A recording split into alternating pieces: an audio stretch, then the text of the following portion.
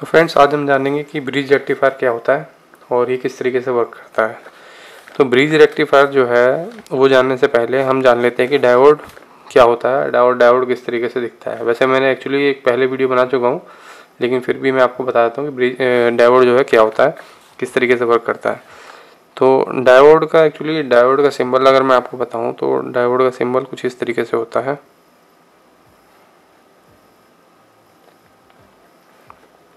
ये है हमारा डायोड, इसको बोलते हैं डायोड। इस डायोड में ये हमारा जो है ये होता है कैथोड, यानी कि कैथोड। ये हमारा होता है एनोड, इस हिस्से को हम बोलते हैं एनोड। ये एक्चुअली क्या करता है, करंट को एक ही डायरेक्शन में फ्लो होने देता है। करंट जो है वो इस डायरेक्शन में फ्लो होता है करंट कभी भी, एनोड टू कैथोड। कभी भी कैथोड से एनोड की तरफ जो है ये करंट को फ्लो होने नहीं देगा, वोल्टेज को फ्लो होने नहीं देगा। एनोड से कैथोड की ओर ये करंट को फ्लो होने देगा। ठीक है, तो मैं इस पर लिख देता हूँ करंट फ्लो। ठीक है, तो ये बेसिक डायोड होता है। इसका मेन काम जैसे हम लोग लेते हैं रेक्टिफायर बनाने में। मैं आपको दिखा देता हूँ फुल ब्रिज रेक्टिफायर किसको बोलते हैं, किस तरीके से वर्क करता है। ब्रिज एक्चुअली जो होता है ये ब्रिज रेक्टिफायर जो होता है ये एसी को डीसी में बदलने का काम आता है। तो एसी को डीसी चेंज करने के लिए जैसे हम करने को तो हाफ वे ब्रिज रेक्टिफायर से भी कर सकते हैं, लेकिन हाफ वेव में क्या होगा, जैसे हमारा ये एसी का साइन वेव होता है, ये एसी का साइन वेव है। ठीक है, एसी कुछ इस टाइप से आता है। हमारे जो घर के सॉकेट्स आते हैं उनमें वोल्टेज कुछ इस प्रकार से आती है। उनकी फ्रीक्वेंसी जो है कुछ इस टाइप से दिखाई देती है अगर हम ऑसिलोस्कोप से उसको देखेंगे तो। और डीसी का अगर हम मेजरमेंट करें तो डीसी कुछ इस टाइप से हमें दिखाई देता है। ये है प्योर डीसी। ठीक है, अभी हम क्या करेंगे, जैसे अब आजकल सारे अप्लाइंसेस एसी पे तो वर्क करते नहीं है, ज़्यादातर अप्लाइंसेस जो है वो डीसी पे शिफ्ट हो चुके हैं मतलब। तो हमें ज़रूरत पड़ती है एसी से डीसी में कन्वर्ट करने के लिए, तो हम क्या करते हैं, ब्रिज रेक्टिफायर्स का यूज़ करते हैं। ब्रिज रेक्टिफायर में क्या होता है, बेसिकली 4 डायोड्स होते हैं जो कि कुछ इस कन्फिगरेशन में लगे होते हैं।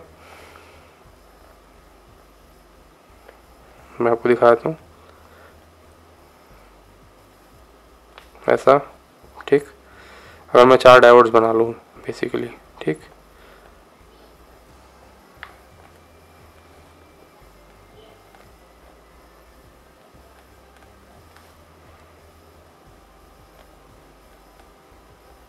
ये मैंने 4 डायोड्स बना लिए। ठीक है, इन सबका कैथोड एक साइड में है, एनोड एक साइड में है। ये सबका कैथोड है, ये सबका एनोड है। ठीक, जैसे मैंने आपको ऊपर पहले बता चुका हूँ। ठीक है ना, अभी क्या करेंगे हम ब्रिज रेक्टिफायर बनाने के लिए, एक्चुअली करना क्या होता है हमें, ये हमारे 2 कैथोड, ये मान लीजिए ये 2 कैथोड है, तो ये 2 कैथोड आपस में जुड़ जाते हैं और 2 एनोड, यानी कि हम 2 डायोड्स का कैथोड जोड़ दिया हमने और 2 डायोड्स का एनोड जोड़ दिया हमने। ठीक है, ऐसे करके ऐसे जोड़ देते हैं हम। तो ये तो हमारा हो गया एक साइड का काम।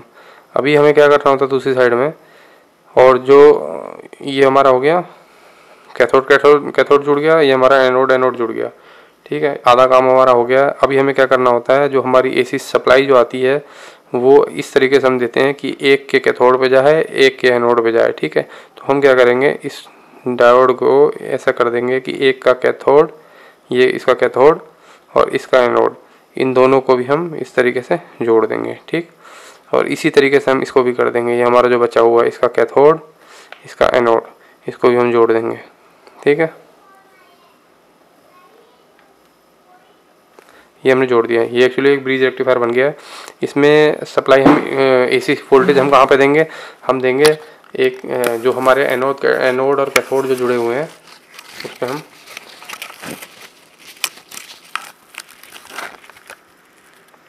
हम सप्लाई किधर देंगे, इस पर हम सप्लाई इधर देंगे जहाँ पे हमारे, इस पर हम सप्लाई किधर देंगे, इस पर हम सप्लाई हम इधर देंगे जहाँ पे हमारा एक का एनोड और एक का कैथोड हमारा जुड़ा हुआ है। ऐसे ही सिमिलरली यहाँ पे इसका कैथोड और इसका एनोड जुड़ा हुआ है। तो यानी कि हम एसी वोल्टेज देंगे यहाँ पे। ठीक है, यहाँ पे हम देंगे एसी, यहाँ पे हम देंगे पहला एसी वोल्टेज, दूसरा हम देंगे यहाँ पे AC, यहाँ पे हम AC वोल्टेज देखिए। यहाँ पे क्यों देंगे, क्योंकि जैसे कि मैंने बताया एक का कैथोड एक का एनोड, ये दोनों आपस में जुड़ा हुआ है। और ऐसे ही यहाँ पे एक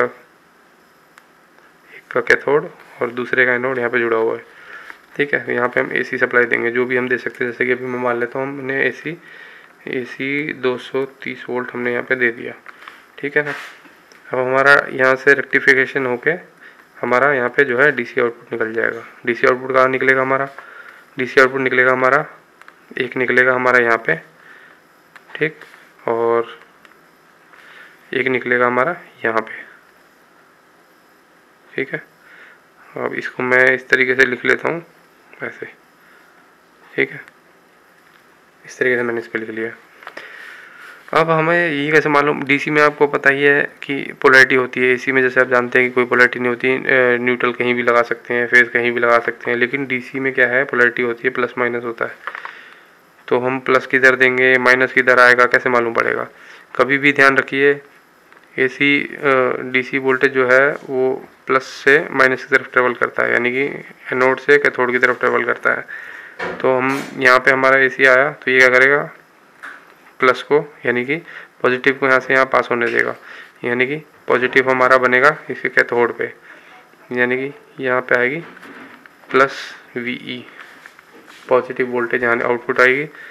और यहाँ पे क्या आएगी, यहाँ पे हमारे आएगी माइनस VE, ठीक है। या फिर हम इसको ग्राउंड भी बोलते हैं, बोलेंगे। तो इस तरीके से यहाँ से एक मैं आपको ब्रिज और बना के दिखाता हूँ। अगर ये आपको थोड़ा सा मुश्किल लग रहा हो तो मैं एक और ब्रिज यहाँ पे बना के दिखाता हूँ। इस ब्रिज को हम कैसे बनाएंगे, जो आपने ट्रेडिशनली देखा होगा, जैसे कि और वीडियोस भी अगर आपने देखी होंगी तो किस तरीके से बना होता है डायोड। ये बना दिया पहले हमने, ये इस तरीके से हमने एक स्क्वायर बना दिया है, ठीक है। अब ये मैं क्या करूँगा, जैसे कि मैंने यहाँ पे इसका कैथोड जोड़ा था, तो इसी तरीके से मैं यहाँ पे बना लूँगा ये कैथोड, यानी कि दो हमारे कैथोड आपस में जुड़ चुके हैं। अभी हमें क्या करना है, यहाँ पे जैसे हमने किया था, अब यहाँ पे आपने देखा दो कैथोड जोड़े थे, ठीक है। और यहाँ पे आप देखोगे कि दो एनोड भी जुड़े हुए हैं आपस में, यानी कि दो एनोड हमें यहाँ जोड़ने हैं, ठीक। अब ये भी आप ध्यान रखिए, आपको दो डायोड्स का एनोड और कैथोड, यहाँ पे आप देखिए, जैसे कि मैंने आपको यहाँ पे दिखा दिया है, दो डायोड्स का मैंने कैथोड जोड़ दिया है। आप देख सकते हैं जैसे कि यहाँ पे दो डायोड्स का कैथोड जोड़ा हुआ है। अब क्या देखेंगे आप, एक डायोड का हमारा जो एनोड और एक डायोड का हमारा कैथोड भी जुड़ा हुआ आपस में, तो वो हम कैसे करेंगे। अब हमें यहाँ पे क्या करना पड़ेगा, एनोड बनाना पड़ेगा, यानी कि डायरेक्शन हमारे डायोड की इस टाइप से देनी पड़ेगी हमें, ठीक। अभी ये अब इससे नीचे हम आएंगे तो फिर आपको दिखेगा हमारे कैथोड आपस में जुड़े हुए हैं, ठीक, सॉरी एनोड आपस में जुड़े हुए हैं। तो अब देखोगे तो हमारे यहाँ पे अब इधर आओगे तो देखोगे कि हमारे दो एनोड भी आपस में जुड़े हुए हैं। अब एनोड को भी जोड़ना है हमें आपस में, यानी कि इसका एनोड और इसका एनोड जुड़ा हुआ होना चाहिए। तो हम कैसे बनाएंगे, इस तरीके से बनाएंगे ठीक है। अब नीचे आओगे देखोगे एक का कैथोड और एक का एनोड आपस में जुड़ा हुआ है, यानी कि इसका कैथोड इसका एनोड आपस में जुड़ा हुआ है। अब इस पे हमारी जो AC वोल्टेज होगी हम कहाँ पे देंगे, किस तरीके से हमारा आउटपुट आएगा वो हम देखेंगे। इस पे हम देते हैं, कभी भी हमारी जो इनपुट होती है AC जो इनपुट होगी, जो ट्रांसफार्मर से आ रही होगी, वो हम कभी भी देंगे हमारे जहाँ जिस भी पॉइंट पे एनोड और कैथोड आपस में जुड़े हुए हों, उस पॉइंट पे हम AC वोल्टेज देते हैं। मान लीजिए हमारे पास यहाँ पे ट्रांसफार्मर है कोई, ठीक,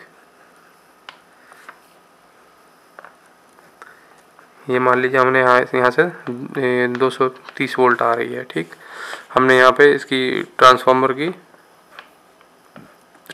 की जो आउटपुट है ये हमने 12 वोल्ट लिया हुआ है, ठीक है।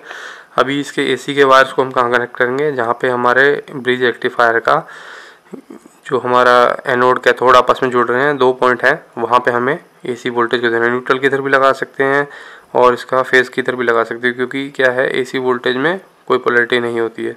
हमने ये लिया, ये हमारा ट्रांसफार्मर की एक आउटपुट, ये लिया हमने, यहाँ पे देखा हमने एनोड कैथोड आपस में जुड़े हुए हैं, तो हमने क्या किया, इसको यहाँ कनेक्ट कर दिया, ठीक। ये यहाँ कनेक्ट हो गया। अब दूसरे पॉइंट को हम क्या करेंगे, दूसरे AC वोल्टेज को हम यहाँ कनेक्ट कर देंगे, क्योंकि यहाँ पे भी एनोड और कैथोड आपस में जुड़ा हुआ है। तो हमने क्या किया, इसको यहाँ से ऐसे करके यहाँ पे जोड़ दिया। ये हो गया हमारा AC। और अब हम क्या करेंगे, हमारा DC आउटपुट कैसे निकलेगा। DC आउटपुट मैंने आपको बताया था, कभी भी डायोड जो है एक डायरेक्शन में करंट को फ्लो होने देता है एनोड से कैथोड की तरफ, ठीक। तो ये क्या करेगा, एक ही डायरेक्शन में फ्लो होने देगा। अगर करंट यहाँ से फ्लो होने की कोशिश करेगा तो ये कैथोड से एनोड की तरफ क्या करेगा, उसको ब्लॉक करेगा, उसको फ्लो नहीं होने देगा। तो यहाँ से हमारा AC गया तो यहाँ क्या करेगा, पॉजिटिव आउट करेगा, यानी कि हमारा यहाँ पे जो है प्लस VE पॉजिटिव वोल्टेज यहाँ से आउटपुट करेगा। और यहाँ से क्या करेगा, यहाँ से हमारा नेगेटिव VE करेगा, माइनस VE, यानी कि ग्राउंड। यहाँ से हमारा ग्राउंड आ जाएगा, ठीक है। ये सिंपल सा एक रेक्टिफायर सर्किट है जो कि आप बना सकते हो इजीली। और इसकी आउटपुट जो होगी लगभग इसकी आउटपुट जो है आपका ये 14 वोल्ट के आसपास आपका DC के आसपास आपका आउटपुट देगा ये, ठीक है। ये सर्किट जो है, तो इसको आप खुद भी बना सकते हो और चेक कर सकते हो। और अगर आपका इसका वर्किंग समझ नहीं है तो वो भी मैं आपको बताता हूँ किस तरीके से ये आउटपुट देगा और किस तरीके से। तो हम देख लेते हैं हमारा जो ब्रिज रेक्टिफायर है किस तरीके से वर्क करता है, हमारा जो करंट है वो किस तरीके से फ्लो होगा सर्किट में। ये देख रहे हैं आप, एक ट्रांसफार्मर लगा हुआ है, 12 वोल्ट का ट्रांसफार्मर है, जिसकी इनपुट जो है 230 वोल्ट है, आउटपुट जो है 12 वोल्ट है।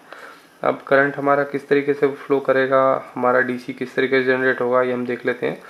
तो आप जानते ही हो AC में कोई पॉजिटिव नेगेटिव तो होता नहीं है, और इसमें न्यूट्रल फेज जो होता है वो हम किधर भी हम उसको लगा सकते हैं, यानी कि हम इस वाले वायर को इधर भी लगा सकते हैं, इस वाले वायर को इधर भी लगा सकते हैं, पोलैरिटी तो होती नहीं कोई। तो अब हमारा किस तरीके से वर्क करेगा, मान लीजिए ट्रांसफार्मर था 12 वोल्ट का, इसने 12 वोल्ट आउटपुट दे दी AC।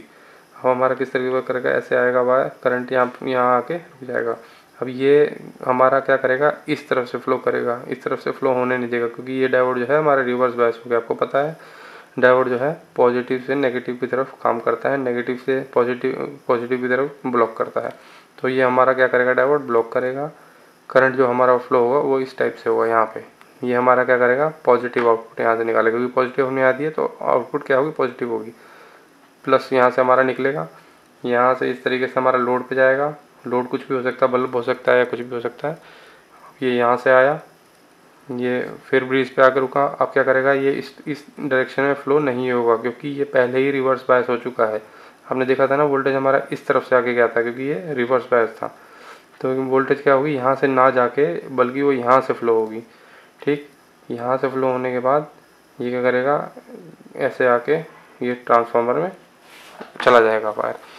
अब हम देखेंगे उल्टी जो हमारा वेव आएगी, यानी कि हमारा पहले तो हमारा वेव थी इस डायरेक्शन में, अभी हमारा वेव क्या होगी, इस डायरेक्शन जब हमारी आती है तो क्या होगा, ये आया ट्रांसफार्मर की आउटपुट, यहाँ से गई नीचे, ये गई ब्रिज रेक्टिफायर में। अब ये क्या करेगा, ये तो हो गया रिवर्स बायस, ये हो गया फॉरवर्ड बायस। यहाँ से करके वोल्टेज हमारी प्लस V यहाँ निकल जाएगी, क्योंकि ये रिवर्स बायस है, ये दोनों आमने सामने वाले रिवर्स बायस हो गए। वोल्टेज हमारी ऐसे आके ये प्लस वोल्टेज आई है, ये हमारी लोड पे गई, लोड से जाने के बाद फिर ये गई ब्रिज रेक्टिफायर में।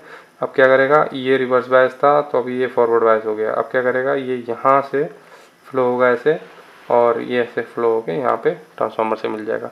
तो आउटपुट जो होगी हमारा हमेशा यहाँ पे प्लस वोल्ट आएगी, और यहाँ पे जो होगी ये हमारा माइनस VE आएगी, या फिर हम ग्राउंड भी बोल सकते हैं इसको, ठीक है सर। ठीक है, तो आप समझ गए होंगे किस तरीके से हमारा ये ब्रिज रेक्टिफायर वर्क करता है। ये कुछ इस तरीके से आपको ब्रिज रेक्टिफायर देखने को मिल जाएंगे। पहला जो है 5 एम्पेयर का है, उसके बाद फिर ये 10 एम्पेयर का है, फिर आप देख सकते हैं 32 एम्पेयर का है, फिर ये 25 एम्पेयर का ब्रिज रेक्टिफायर है, फिर ये 25 एम्पेयर का ब्रिज रेक्टिफायर है, उसके बाद फिर 25 का है, फिर लास्ट में वही हमारा 5 का और 10 का। लेकिन वर्किंग सभी की सेम है, सभी एक ही तरीके से वर्क करते हैं। इसकी बस इनकी एम्पेयर रेटिंग जो है वो ऊपर नीचे हो जाती है।